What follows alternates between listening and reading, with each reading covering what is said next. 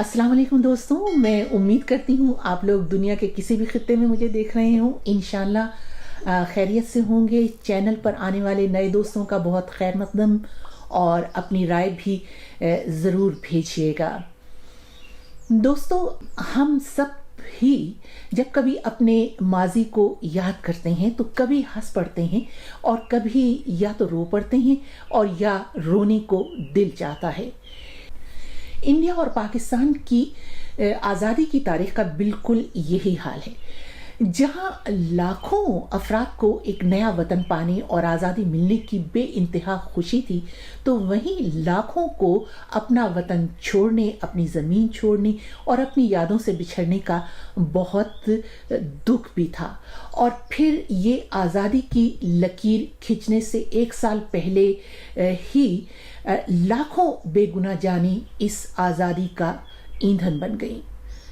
English में तो partition कहना बहुत आसान होता है, लेकिन हकीकत में ये मज़हब के नाम पर बंटवारा हुआ था। दोनों मुल्कों के इस सियासी बयानियों को तो छोड़ दीजिए, जिसमें खुद को मजलूम और जुल्म का शिकार और दूसरी कौम को कातिल और जालिम करार दिया गया। लेकिन गैर जानिबदार मौरखीन के मुताबिक बरसगीर में जो 3 कौमें आबाद थीं, यानी मुसलमान, हिंदू और सिख, इन तीनों कौमों ने इस पार्टीशन के दौरान शदीद जख्म खाए हैं। लेकिन सरहद की दोनों जानिब लाखों खानदान ऐसे भी थे कि जिन्होंने दीन और धर्म के नाम पर अपनी मिट्टी, अपना घर बार छोड़ने से इनकार कर दिया। इसमें इंडिया में तादाद ज़्यादा थी, पाकिस्तान में ये तादाद बहुत ज़्यादा नहीं थी। पार्टीशन के वक्त कहा जाता है कि 17 से 20% तक लोग थे जो, यानी हिंदू और सिख लोग थे, जिन्होंने पाकिस्तान में ही रहना पसंद किया। लेकिन ऐसे 2 मुल्कों में जहां पर ये सरहद सिर्फ ज़मीन पर ही नहीं खींची गई थी, बल्कि दोनों मुल्कों के लोगों के दरमियान, आवाम के दिलों में कदूरतें भरी गईं और उनमें भी लकीरें ऊंची करने की कोशिश की जाती रही। उस माहौल में और उन मुल्कों में अक़लियत के तौर पर रहना कुछ इतना आसान नहीं था। ऐसे लोगों पर क्या गुजरी, बंटवारे ने उनकी ज़िंदगियों को कैसे मुतासिर किया, ये जानने के लिए मैं आपको मिलवाती हूँ अपने शहर सरगोदा के एक ऐसे हिंदू ख़ानदान के सपूत से, जिसको मैं यानी इस ख़ानदान को मैं लड़कपन से जानती हूँ, जिन्होंने वक्त के बेरहम धारे में बहने के बजाय अपनी ज़मीन, अपनी मिट्टी और अपने दोस्तों और यारों से रिश्ता नहीं तोड़ा। ये हैं साहनी ख़ानदान के साहबजादे इकबाल साहनी। यूं तो इस ख़ानदान यानी सानी ख़ानदान की कई बेटियां, मेरी दूसरी बहनों की भी कॉलेज में क्लास फेलो रही हैं, लेकिन रूपा सानी कॉलेज में न सिर्फ मेरी क्लास फेलो थी बल्कि मेरी बहुत अच्छी दोस्त भी थी। दोस्ती का रिश्ता मुल्की माहौल और सियासी मद्दोजज़र के बावजूद कायम रहा। रूपा अपने शौहर अनिल और बच्चों के साथ कनाडा में मुकीम हैं और यूं तो हम दोनों मुल्कों के दरमियान एक बहुत बड़ा समंदर हाइल है, लेकिन इससे कहीं बड़ा मोहब्बतों का समंदर हमारे दिलों में मौजूद है। तो रूपा के भाई और हमारे भी भाई इकबाल साहनी इस वक्त जूम पर हमारे साथ हैं। अस्सलाम वालेकुम इकबाल भाई। वालेकुम अस्सलाम। कैसे हैं आप? बहुत शुक्रिया आपका कि आपने मेरे चैनल के लिए वक्त निकाला। मैं बहुत खैरियत से हूँ और आप ठीक हैं? जी शुक्र है अल्लाह का। तो इकबाल भाई, जैसे कि हमने फ़ोन पर बात की थी, तो मैंने आपसे कहा भी था कि जो मैं जिन चीज़ों को सामने लाना चाह रही हूँ वो ये कि आप लोगों ने, आप तो जाहिर है कि उस वक्त बहुत ही बच्चे थे, बहुत ही छोटे थे, तो आपको तो कुछ मालूम नहीं कि जब ये पार्टीशन हुआ है, तकसीम हुई है, बंटवारा हुआ है, तो जाहिर है आपको कुछ इल्म नहीं। लेकिन मैं ये पूछना चाहूँगी कि जब आप पल बढ़ रहे थे तो आप इर्द गिर्द आपके कैसा माहौल था?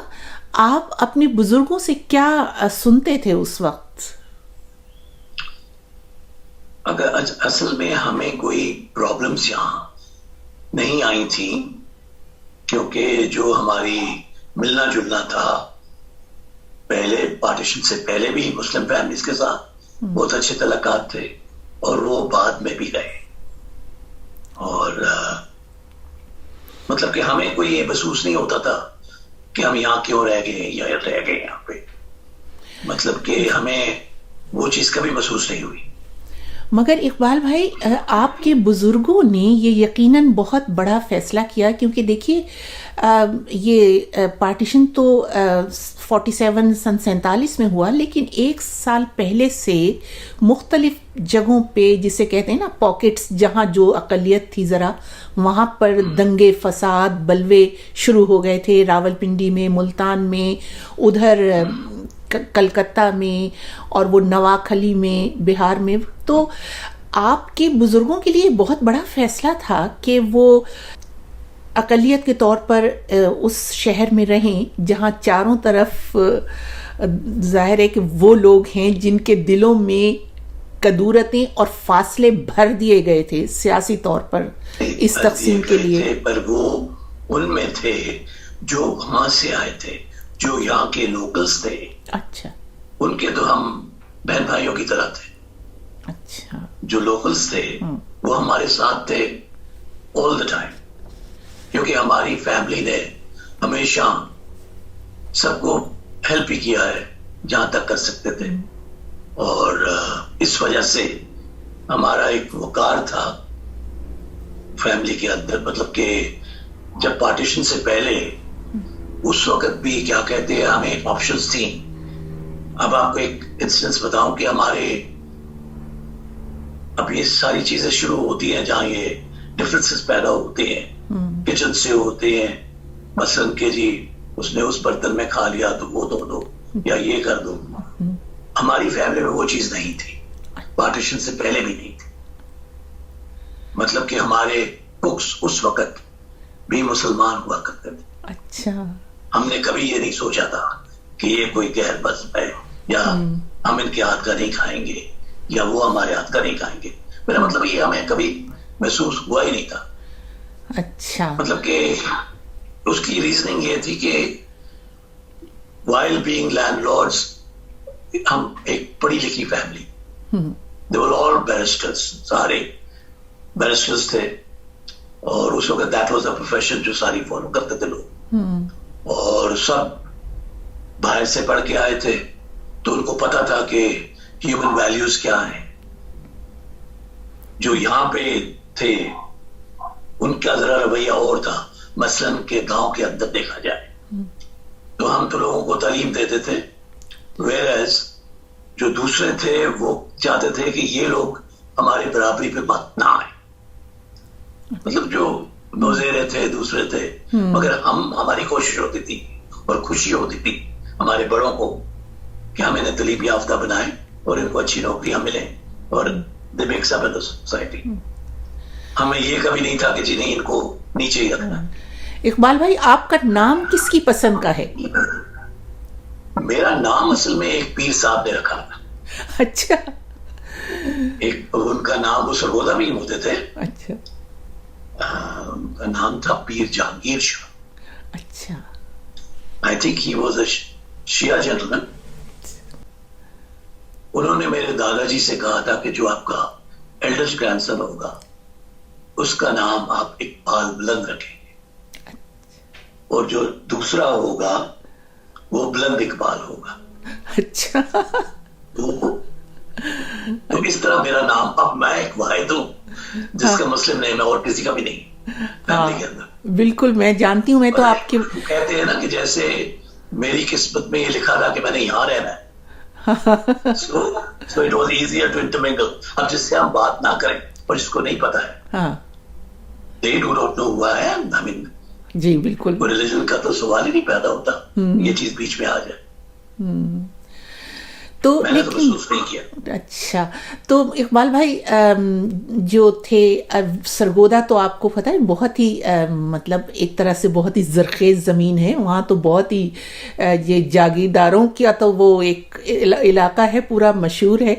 तो वो जो वहाँ के जागीरदार ख़ानदान थे जैसे नून वगैरह, इन लोगों से भी आप लोगों का कोई राब्ता रहा जिस वक्त पार्टीशन हो रहा था, और आप लोगों ने आपके उन्होंने वालिद ने और दादा ने मशवरे वगैरह किए होंगे ना? जो फिरोज खान नून थे वो मेरे दादा के क्लास फेलो हुआ करते थे। अच्छा। और one of his bosom friends. और फिर दूसरे थे खिजर दीवाना जिनकी भी बहुत ज्यादा जमीनें थी। वो हमारी फैमिली से उनका लिंक उनके फादर और दादा से चला जाता है। जो मेरे ग्रेट ग्रेट ग्रैंडफादर थे वो ब्रिटिश गवर्नमेंट की तरफ से उनके कोर्ट ऑफ वार्ड मुकर्रर हुए थे, उनके फादर के उमर याद दीवाना, मेरे उमर याद दीवाना। सो हमारी families were linked for a very long time. अच्छा। तो विद द रिजल्ट के अब अंग्रेजों का जब दौर था उस वक्त वो हमें चाहे तो हमें बुला सकते थे। Governor Punjab could have called my great great grandfather जो उस वक्त थे कि जी आप आके मुझे मिलें। No, but he would come to meet him in सालम। सालम आते थे मिलने।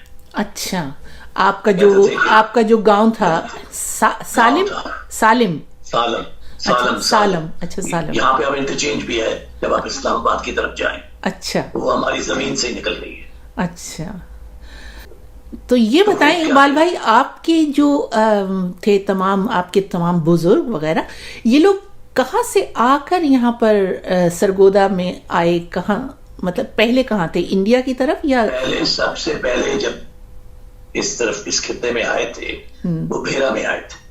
अच्छा। भेरा। अच्छा। सानीस पहले भेरा आए थे। कहाँ से?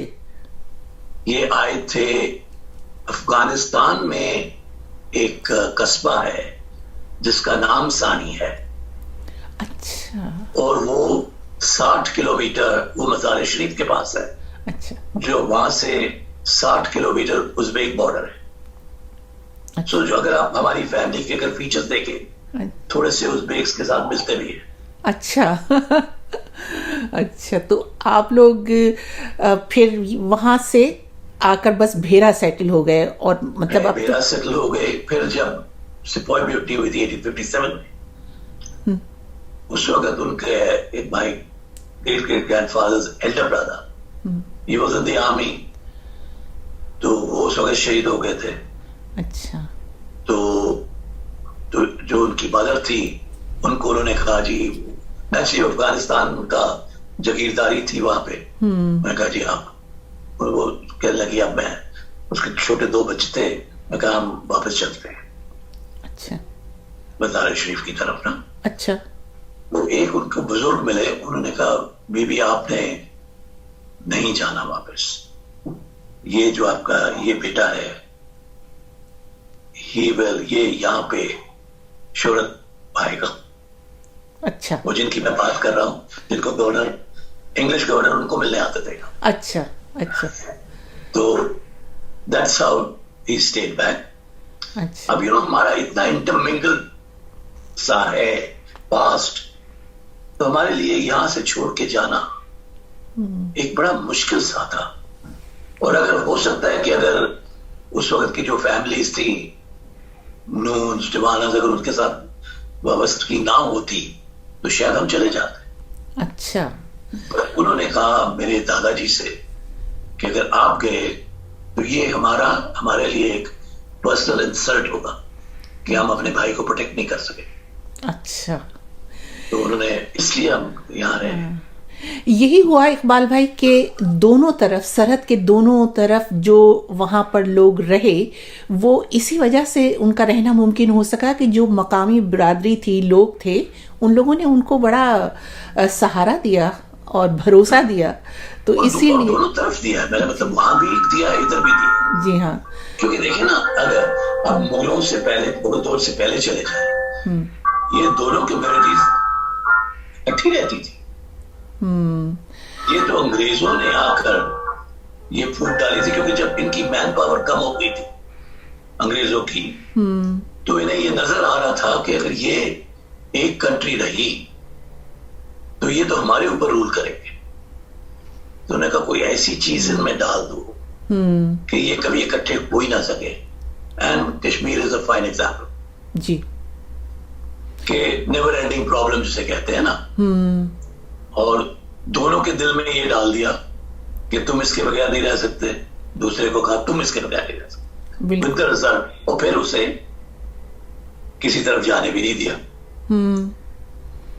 और अगर वो गई भी, but it was not a clear cut session.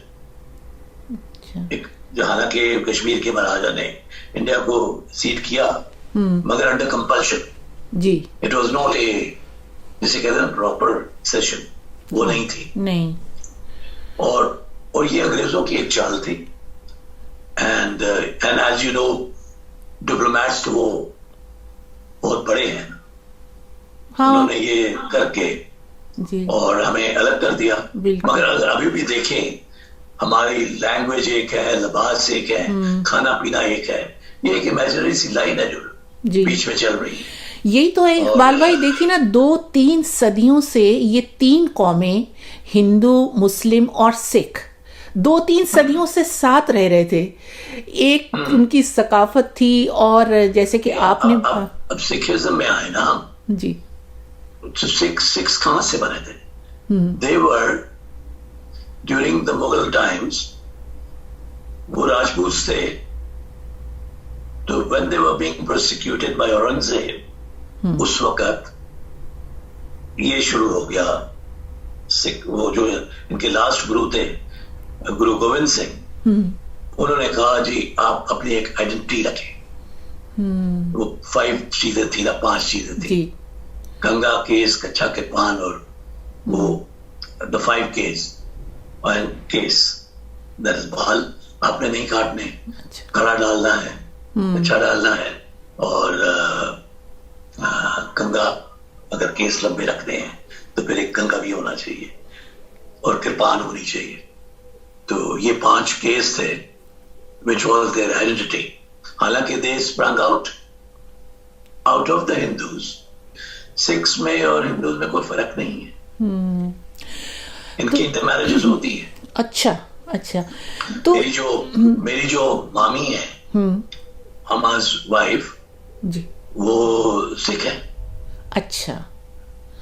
And तो आई मीन, मगर उनमें और हम में इतना फर्क नहीं है। और मैं तो कहता हूँ कि हम में और मुस्लिम में भी फर्क नहीं है, क्योंकि हम तो एक ही लोग, तो एक ही है ना।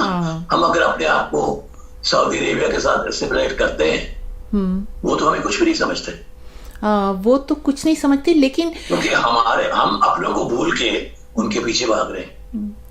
लेकिन इकबाल भाई, पिछले कोई 10-15 साल से, और खुसूसन जब से ये वज़ीर आज़म नरेंद्र मोदी आए हैं, उस वक्त से जो वहाँ पर हालात हैं, उसको देख के तो ये नहीं लगता कि ये जो 2 कौमी नज़रिया था, ये एक मतलब अंदर ही अंदर चल रहा था, और वो अब वहाँ पर बिल्कुल ही उबल कर जैसे सरफेस पर आ जाता है, वो अब वहाँ आ गया।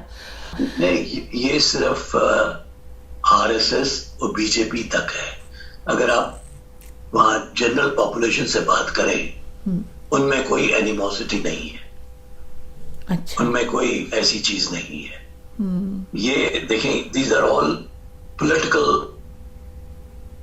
क्या उसको कहा जाए, तरीके हैं अपने आप को पावर में रखने का, और ये कुछ भी नहीं है। क्योंकि हिंदुस्तान में अगर आप भी देखें, इवन टुडे हमसे ज्यादा मुसलमान वहां रहते जी।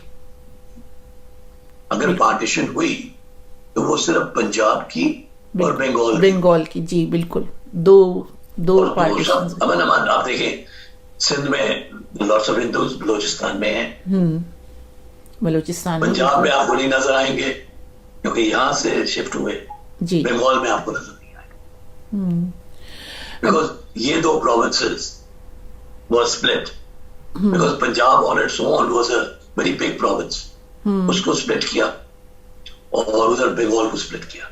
जो ईस्ट पाकिस्तान बना।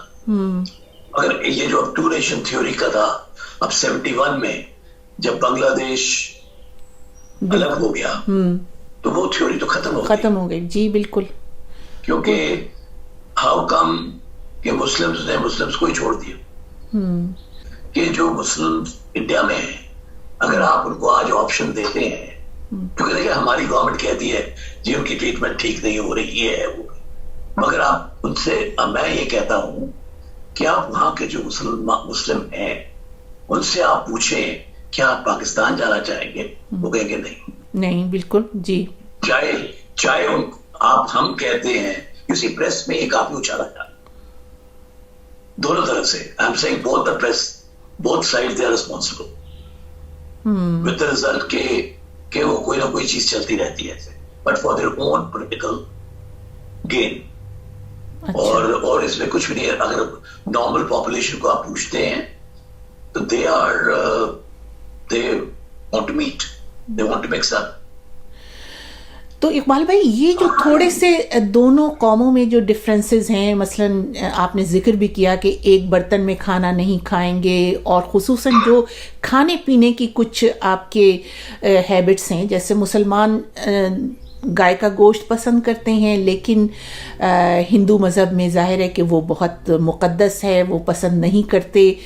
तो इस किस्म की इसमें असल में एक ये जो रिलीजन में डाल दिया गया ना, पहले हिंदू भी खाते थे। अच्छा, गाय का गोश्त खाते थे? हाँ। अच्छा, ये चीज डाल दी गई मजहब में। इन्होंने कहा कि ये तो ऐसे बाज नहीं आएंगे। अच्छा, तो बिकॉज ये एक ट्रॉपिकल रीजन है, गर्म इलाका है, तो ये ठीक नहीं है। तो अगर आप इसको वो थोड़ा सा मजहब में डाल दें तो ये अपने आप रुक जाएंगे। अदरवाइज इन्हें रोकना मुश्किल है। अच्छा, See, this was the reason कि अच्छा, जैसे आप सुअर का गोश्त है, वो तो क्योंकि गंदगी में होता है, तो nobody wants to know about it, ठीक है। मगर जहां तक इसका था, अच्छा, वो दूसरी बात मैं आपको बताऊं, अब अक्सर ये कहा जाता है जी हिंदूज आर वेजिटेरियंस। जी, वो नहीं है। अगर आप वेदास में चले जाएं तो जो उस वक्त के ब्राह्मण्स थे, उनकी अगर खातिर तवज्जो की जाती थी तो उन्हें वेनिसन दिया जाता था, हिरन का गोश्त। अच्छा, वो जो क्लर्जी है ना, जैसे मौलवी हजरात है, वहां जो ब्राह्मण हजरात है, उनकी अगर खातिर की जाती थी तो उन्हें वेनिसन दिया जाता था। This is there in the Vedas, I have read it myself. अच्छा, क्योंकि अगर, इसलिए मैं कहता हूँ ना, कोई अब जैसे माइस्तान अर्जुन स्कूल में होता था, वो मुझसे पूछते थे यार तुम मीट खाते हो? तो ये कहता जितना मैं खाता हूँ तुम सोच भी नहीं सकते हो। अच्छा। जब हम यूरोप में थे, मैं इंग्लैंड में था, रूपक कनाडा में, आई मीन हम एक तरफ आप हम कह रहे हैं कि जी गाय का गोश्त या बीफ इज नॉट राइट, मगर ठंडी क्लाइमेट में वो भी खाते हैं, मैं भी खाता था। अच्छा, पाकिस्तान में नहीं खाता। रीजन, क्योंकि पहले तो यहाँ पे वो चीज सही नहीं मिलती। अच्छा, दूसरा क्लाइमेट की वजह से खाना भी नहीं चाहिए। तो ये चीजें जो डालते हैं ना पंडित और मौलवी हजरात, ये अपनी एक क्या उसका कहा जाए कि कोई हमारी सुने। हाँ, तो ये चीजें वो करते हैं ऐसे। मुझे अगर आप रिलीजन को स्टडी करें डीप डाउन, अब आप कुरान को ले लें, सबसे पहले कहते हैं अगर आप खुदा की क्रिएशन को लाइक करते हैं तो तब आपको मेरे से प्यार है। हाँ, बिल्कुल। तो खुदा की क्रिएशन में तो Christians, Hindu, Sikhs, Muslims, everybody comes, all animals, plants, जिसमें भी एक जिंदगी है, हर एक चीज।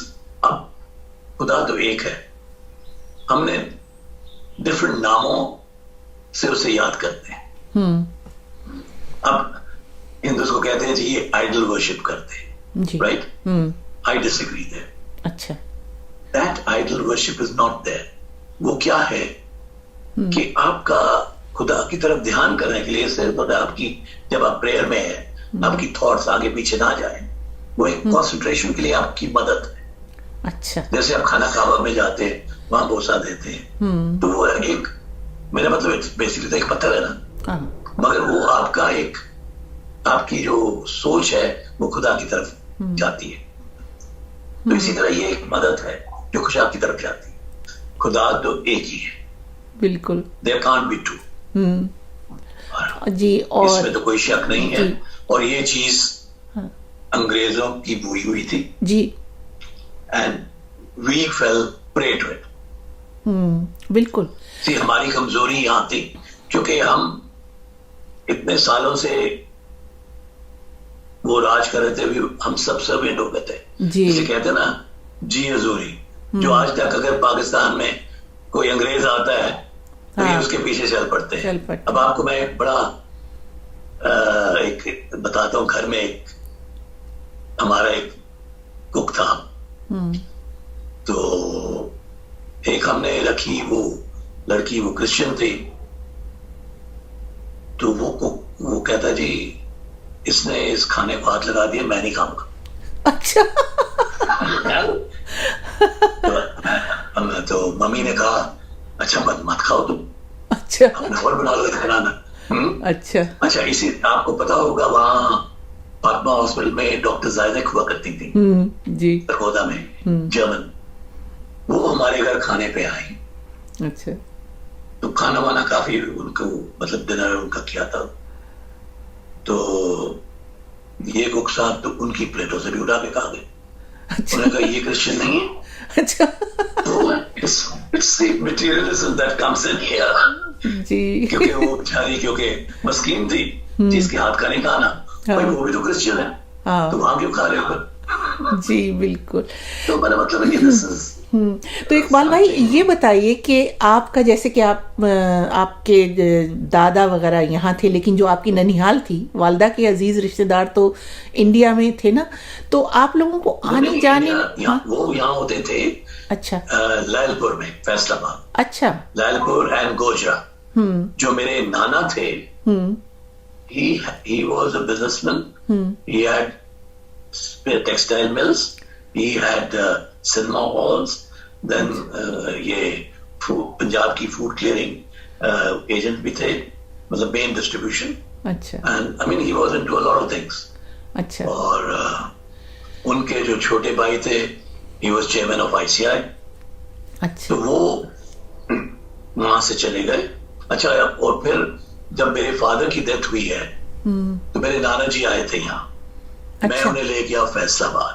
अच्छा। जहाँ उनकी जमीनें थी। अच्छा। तो इकबाल भाई, मैं ये पूछना चाह रही थी कि आप लोगों को आने जाने में किस तरह के मसाइल दरपेश रहे, क्योंकि एक ज़माना ऐसा भी आता था कि सरहदें बिल्कुल बंद थीं, कोई आना जाना नहीं, तो फिर आप लोग हम भी नहीं जा सकते थे। अच्छा। अब आपको मजे की बात बताऊं, मेरे पास ब्रिटिश पासपोर्ट भी है और मेरे पास पाकिस्तानी पासपोर्ट भी है, राइट। एंड इंडिया का वीजा मुझे नहीं मिलता। क्यों नहीं मिलता? अच्छा। क्योंकि मैं पाकिस्तान में पैदा हुआ। अच्छा। चाहे अगर मैं इंग्लैंड से भी अप्लाई करूंगा जाके, हाँ, तो वो बात आ जाती है कि जी आप पाकिस्तान में पैदा हुए। तो इकबाल भाई ये बताइए कि अगर अब आपको मौका मिले तो क्या आप जाकर इंडिया में रहना पसंद करेंगे? Not really. अच्छा, क्यों? उसकी वजह है ना। अच्छा। उसकी वजह ये है कि अब इस उम्र में मैं वहां जाऊं तो फिर नई एसोसिएशंस, हाँ, सो वो फिर बात नहीं बनती। अच्छा। एक चीज। दूसरा, जिस तरीके से हम यहाँ रहना सहना सीख गए हैं, वो हमें वहां मुहैया नहीं होगा।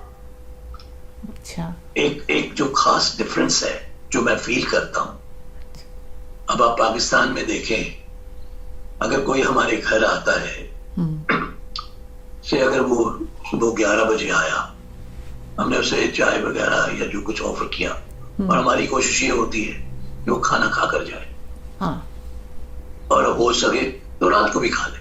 बिल्कुल।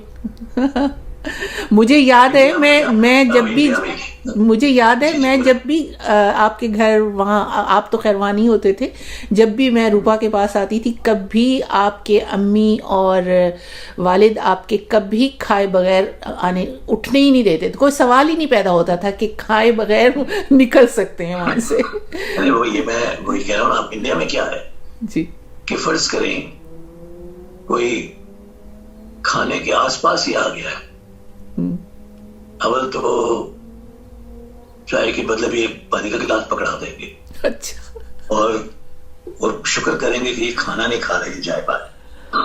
अच्छा this is a big difference अच्छा जो उनकी सोच है और हमारी सोच है, क्योंकि ये एरिया हॉस्पिटेबल है, हाँ वो बिल्कुल एरिया नहीं है hospitable. Though they are my own community and clan, but मैं ये कहूंगा कि नहीं है। अच्छा इकबाल भाई, बस आखिर में ये सवाल पूछना चाहूंगी कि पाकिस्तान में जिस तरह से इंतहा पसंदी बढ़ी है पिछले कुछ अरसे से, इसमें आप और आपका पूरी जो वहां पर आपके अजीजो अकारिब हैं वो कैसा महसूस कर रहे हैं? डायरेक्टली तो हमारा कोई ऐसा लिंक इस चीज से नहीं हुआ, और क्योंकि basically political and religious comments को मैं अवॉइड करता हूं फॉर दिस पर्टिकुलर रीजन, इसी वजह से। और जब आप लाइमलाइट में नहीं आते हो तो आप सेफ हो, क्योंकि मुझे एक बारी ऑफर हुआ था as adviser on minority affairs, तो मैंने वो डिक्लाइन कर दिया। सरगोदा के साहनी खानदान के साहबजादे सपूत इकबाल साहनी की बातें गुफ्तगू आपने सुनी। और दोस्तों, अगर आप लोगों ने भी अपने बुजुर्गों से ऐसी कुछ बातें सुनी हो तो ज़रूर लिखिएगा। आपकी राय का, आपकी बातों का मुझे इंतज़ार रहेगा।